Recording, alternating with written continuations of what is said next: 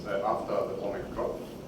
And then when you look at very long times, so the longer you discharge or charge your battery cell, actually the diffusion over voltage becomes more important. Because the longer you discharge your cell, the higher your imbalance of plus and minus charges. And of the lithium you have directly on the electrode, and the lithium that is still far away from the electrode, the imbalance you create gets bigger. And that's when the voltage drop caused by diffusion over voltage also gets bigger. So this is also what you see in impedance spectroscopy or in any form of measurement you do on battery cells. The longer you measure at one discharge time, you have the diffusion characteristics for long-term voltage behavior everywhere. This is also relevant for automotive applications. For single battery cells, it doesn't matter. You have always the diffusion behavior dominates the long-term charging or discharging characteristics. So, this started, we had it already, I will skip it. Okay, any questions on over voltages generally? Yes? Regarding this behavior of diffusion Yes. is this why it is recommended to not use the irrigation after long charging? Long charging. It is recommended to not use the vehicle after long charging. I didn't know. I have to think about it. It can be. Diffusion, as you said, like if it is not setting down, then Yes. ideally we need to first check. Can be. I need to look it up, sorry. One important effect, at least to know the name of, inside of lithium-ion battery today is called solid electrolyte interface. It's called SEI in short, and that is also a very common term that you find a lot of information about. What it actually is only a picture. These are your graphite or graphene layers, and this is your electrolyte on the anode. So on your graphite, there's always a layer out of organic material, like a cover layer. That is called solid electrolyte interface. It actually, it's a very old picture, but still the best one. It consists of, it consumes lithium, so it contains lithium and organic material. As you can see, it's fluoride, it's lithium oxide, and other polymer materials that is formed. This is because the electrolyte actually is not stable at the voltage that you have here. So close to 0 volts, the electrolyte dissolves. That is quite a problem. And if the SEI would not exist, the lithium battery as we know it today would not even work. So it's really important to even have special additives into your electrolyte to form this layer, because this layer is what is preventing that more electrolyte dissolves. So basically, it's like if you have a steel, like a weather steel, that is allowed to rust a little bit, and once you form a little bit rust on the surface, it doesn't rust anymore. Or with aluminum, if you have fresh aluminum and put it outside, it will form a cover layer out of aluminum oxide, and then it is stable for almost ever. And this the similar idea. It's not the same effect, but it's a similar idea behind it. You form once this SEI layer, and then it is stable for further use. Very important. So, this passivating layer, as I said, it separates actually the electrolyte liquid from the graphite. You cannot avoid it because it's electrochemically unstable. And you should not avoid it, as I explained, so that the battery remains useful. However,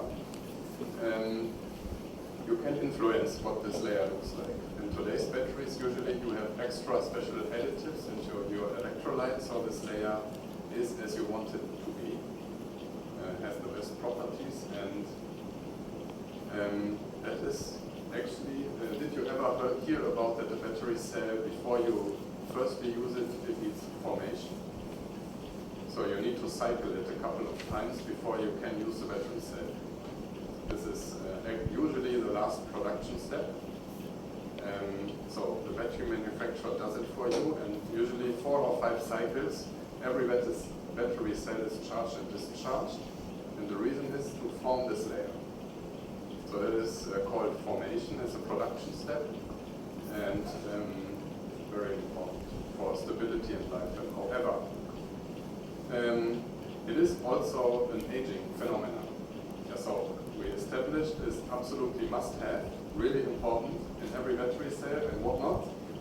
However, it is also an aging effect, because this layer, lithium ions, need to pass through it in order to store energy.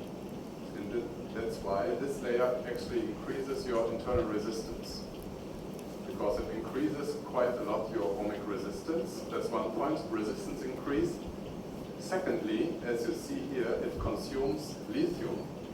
So if you have less lithium available, your capacity goes down.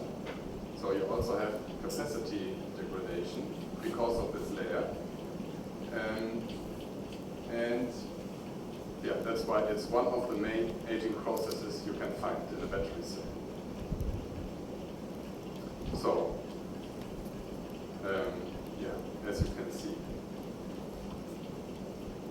And what I wanted to mention is this layer, once it's formed, the battery is stable, yes. So continuous SEI growth is not the issue, that it keeps growing and growing and growing, because the passivation is in effect. However, if you have, for example, cracking, if you have a small crack somewhere in this layer, new SEI forms.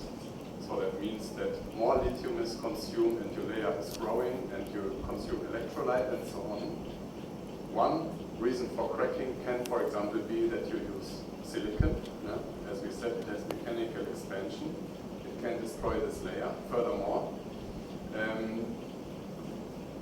it can also happen that there is some form of mechanical problem, that somewhat, I know we talk about here nanometers and micrometers, but if you have a battery cell and actually it is deformed, for example, if your smartphone, you have it in your pocket and you sit wrong and your smartphone is a little bit bent, for example, it can happen, maybe happen to almost everybody. This can have an effect on this micrometer, nanometer scale. If you destroy this layer, I would not be surprised if in your phone you have bent it a little bit and suddenly you have quite a large capacity drop and you notice, I need to recharge after half a day all of a sudden.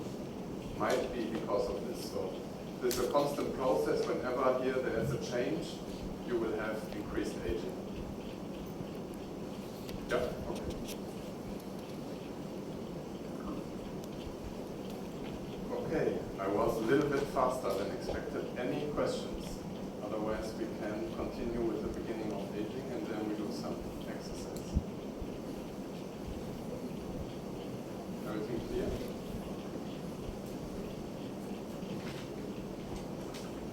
So, aging. Do you know why it is important?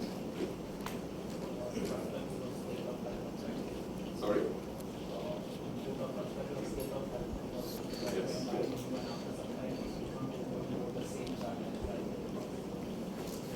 Exactly, yes. So the main problem is actually, as you mentioned, that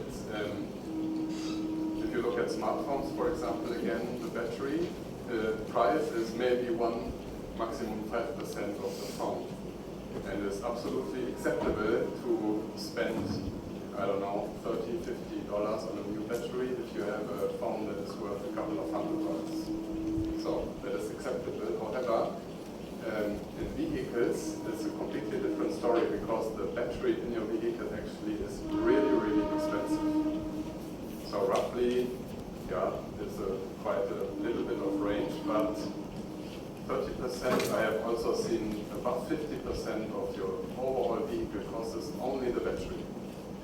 So replacing this battery after 5 years, so you spend 10,000 on a vehicle and after 5 years you have to spend 5,000 on a new battery, this will never be accepted by anyone. So that is why to control aging for smartphones really is not that relevant, but for electric vehicles it's super important. So the battery must have a minimum lifetime of the full vehicle, so it can never be the first part to fail. That's really important if you want to design any battery for electric vehicles. Just to understand, right? Yes. Aging, we are returning the battery where we are just keeping it without charge, without using it physically, or we are using Everything. Generally just that the battery is not performing as well as before, with all effects included. Okay? Yes? So aging will affect only the capacity or the voltage current, peak current capacity as well? Everything that is getting worse is called aging. So everything will get strict. Doesn't need to be, but let's say if your battery only loses capacity, but you can still have the same internal resistance, that is also aging, but you can also have the resistance increase. That is aging, or you can have everything at the same time, is also called aging. Okay. Or you can have electrolyte loss. So there are several different forms of aging, but yeah, what you can observe from the outside, as I said, usually is either less capacity or increased resistance. Yeah. So looking again at the battery, just to remind you, what we look mostly at is graphite, and in yellow here you see the SEI, just depicted. You have a cathode here, NMC usually, and the separator we have PE, PP, and lithium travels from positive to negative electrode. As a reminder, technologies we had, what I want to say is that the aging effects for each of these technologies must be understood very well in order to operate the battery cell in the best conditions. So this is one, might sound trivial, but the problem is not that you need to investigate it. I mean, you can test the battery cells, it's no issue, but it takes a long, long time. So in order to understand aging of your battery cell, ideally you use it for as long as you want to use it in your application. So a realistic aging test of an automotive battery takes 10 years, maybe 5 years if you can have a trend. You can see a trend or something. But no development in the world can wait for 5 years of aging testing. So that is one of the main problems. That's why there's a lot of modeling and simulation for aging, and that is also why accelerated aging is one of the major research topics. So how can you predict aging and understand aging, but only by testing 3 months? This is one major research area, especially in this field. So if we look at the electrode, I would like to remind again how it is built up, because that has also quite an impact on aging. So we have coatings on both sides on copper or aluminum of our active materials, and usually it is wound in a jelly roll. And what is a little bit newer and also existing is stacking of these layers like shown. So now a new picture. This is computer tomography imaging of a cylindrical battery cell, so what you can also buy. And it is, you see a cut here, and then it's like looking from top into the battery cell. What you can see here is your center pin, around which the jelly roll is wound. You can, if you would like, you could count how many layers you have. And what you can also see is these so-called tabs. So in order to get current in and out of the battery, usually you have a tab welded onto the electrodes directly, so here onto the copper and onto the aluminum. This it's hinted here that if you have something that is going out of the battery cell, usually that is like a nickel-coated aluminum or something that's chemically stable. What I would like to show is that actually these tabs, they introduce a lot more, they need space, and they introduce mechanical force and pressure into the system. And that might be a problem. I just wanted to show this picture as a background. That is an example actually of a cell that crashed after only 470 out of advertised 3,000 cycles. And that's why in this paper here, it was investigated why this might have happened. And the reasons were, the explanations found was mostly that because there was so much mechanical pressure around these tabs here, there was just a short circuit sometimes. The separator was damaged and there was a short circuit, and that's why this cell just completely out of nowhere went from 90% capacity to 10 within 2 or 3 cycles. So this still happens today. It's not fully under control. So looking at calendaric aging, that's what you mentioned. So calendric or calendaric, I think there is not really a standard how to call it, but this is meaning the cell is aging if you do not use it, it is still aging. So aging of the cell without using it, why is it important? It is actually very important because in automotive, the vehicles, at least in Europe, they are parking for 90%, 95% of the use time. So on average, 5% of the time of the day, the vehicle is driven, and 95% it is parking. And parking is exactly this use case, so it actually has in many automotive applications, it is the most prominent aging effect. And this is an example here. We had a pouch cell, 20 amp hours, with NMC graphite chemistry. And what you will see is different graphs where the cell was just resting without use, but being kept with a charger at 20, 35, 50, 65, 80, or 100% SOC. Just resting and then measuring the capacity after a certain period of days. And what you find is, if you look at 100% SOC, capacity behaves like this, measured, I think, every 50 days roughly. So it goes down. You come after 600 days, you are just above 86%. And probably the effect most people know is with reduced state of charge, the longer the battery cell actually lives. So the lifetime gets longer, and the lower state of charge you store your battery cell.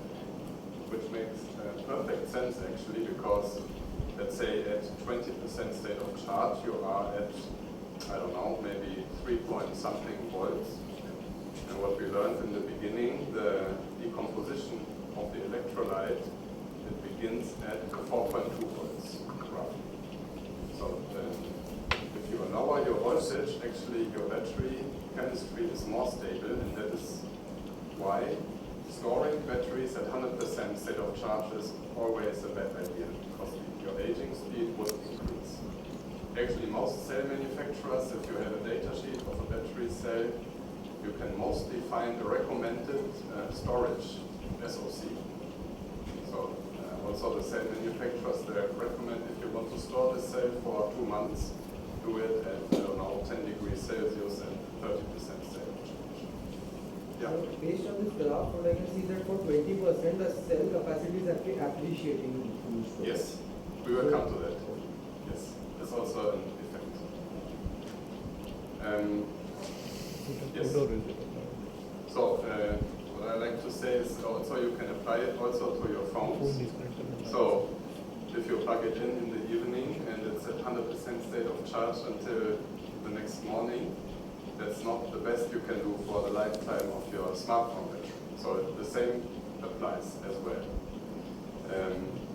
Of course, it's very convenient, so I don't know if many people care and if the effect is noticeable. However, what is now going on more and more, Apple, for example, I think with the latest software update, they introduced a charge limitation. So you can actually set your charge limit to 80%, for example. Or, I think Android, they are usually much earlier, probably they had it already much longer. But that is based on this aging mechanism. Usually, I would say 80% roughly is often the baseline. There's no real reason for it. It's more like it's established like this and nobody's questioning it. In reality, you would need to measure your cell to find out the optimum state of charge. So where it's very high but not aging very fast. 80% is just a rule of thumb you can use. 30%, I think, any battery cell that you order, I don't know if any of you ever ordered battery cells online, they very often arrive with 30, 35, 40% state of charge. Usually after formation, they are discharged to 40% or something and then shipped. They're never shipped at 100%. This is one of the reasons safety is a significance. So, we have a state of charge. That is true.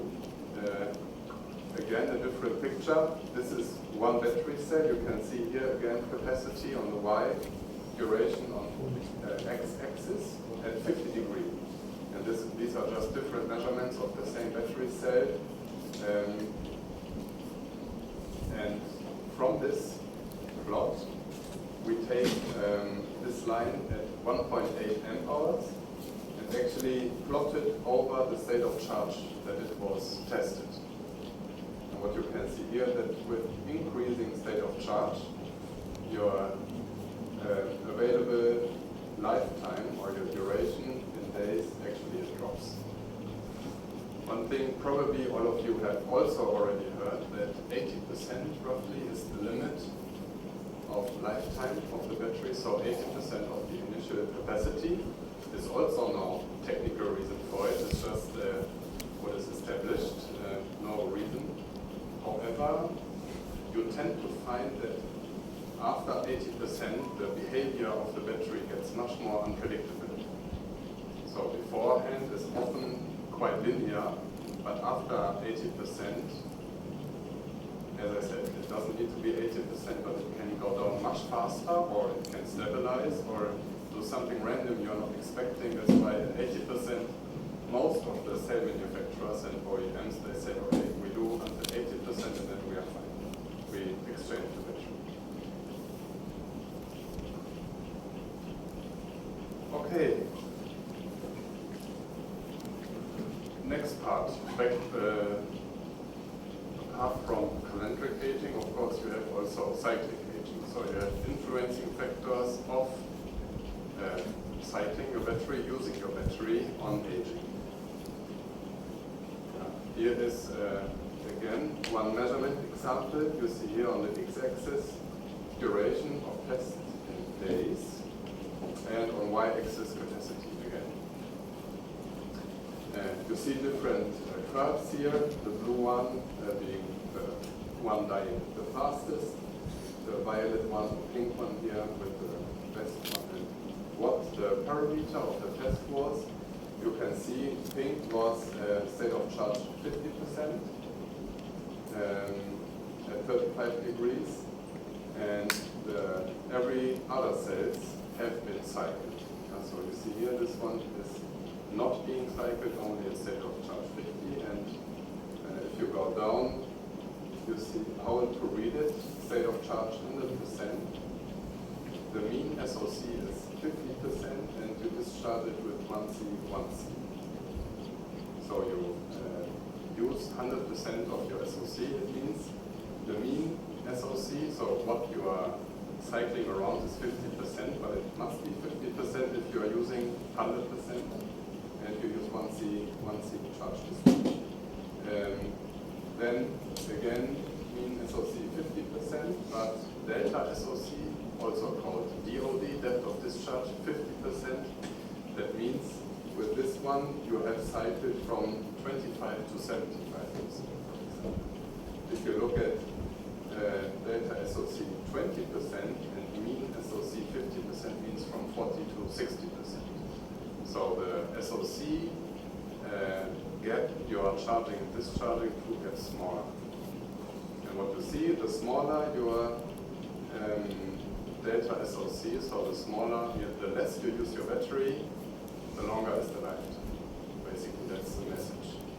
Not using longest lifetime, you still have calendaric aging, but if on top you are using your battery cell, by cycling it, you lose even more lifetime.